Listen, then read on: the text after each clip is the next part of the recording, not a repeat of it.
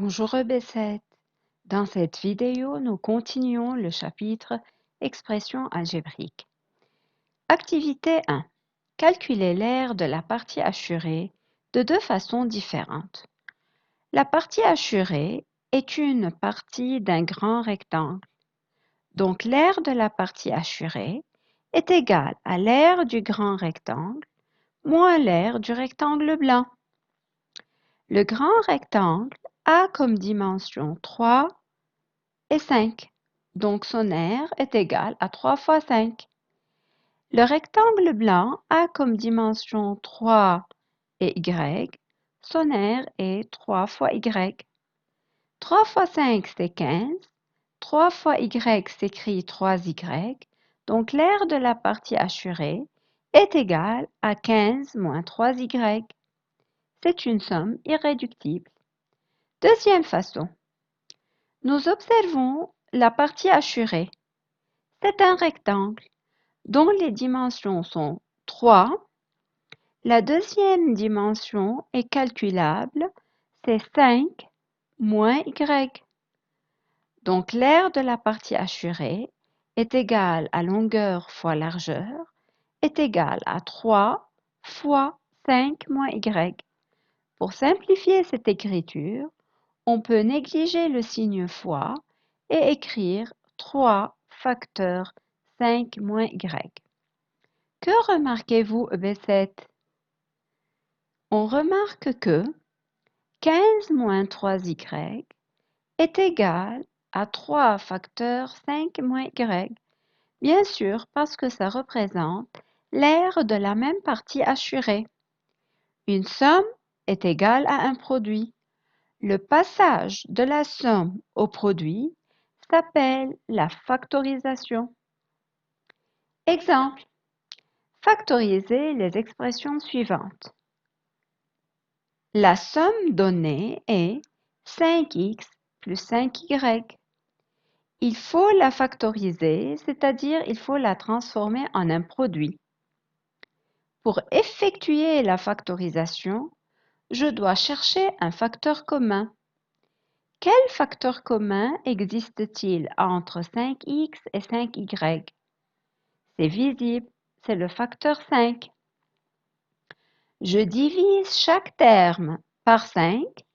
5x divisé par 5 est égal à x, plus 5y divisé par 5 est égal à plus y. 5 facteur x plus y est un produit, donc j'ai factorisé. Un deuxième exemple. 17ab moins 13ac. Nous cherchons un facteur commun. Au niveau des coefficients 17 et 13, pas de facteur commun. Mais au niveau des variables, nous remarquons qu'il y a la variable a en commun. Donc a est le facteur commun. Je divise 17ab par a, j'obtiens 17b. Je divise moins 13ac par a, j'obtiens moins 13c. Voilà, c'est le produit.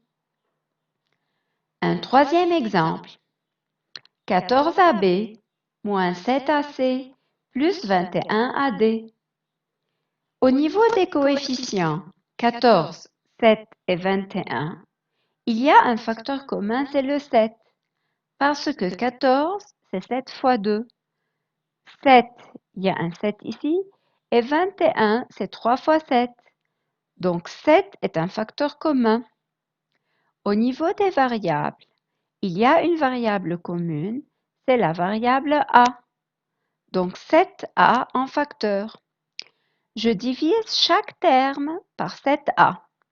14ab divisé par 7a est égal à 2b. 14 divisé par 7 égale à 2. AB divisé par A est égal B. Moins 7AC divisé par 7A.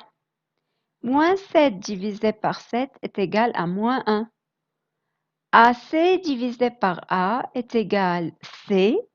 Moins 1C peut être noté moins C. Plus 21AD divisé par 7A est égal à plus 3D. Un dernier exemple.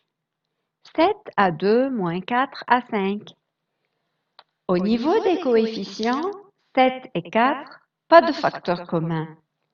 Au niveau des variables, nous remarquons qu'il y a la même variable, A, mais pas le même exposant. Donc, nous choisissons l'exposant le plus petit. A2 est un facteur commun. 7A2 divisé par A2 est égal à 7. Moins 4A5 divisé par A2 est égal à moins 4A3. Activité 2. Encore, calculer l'aire de la partie assurée de deux façons différentes. Première façon, l'aire de la partie assurée est égale à l'aire du grand rectangle moins l'aire du rectangle blanc.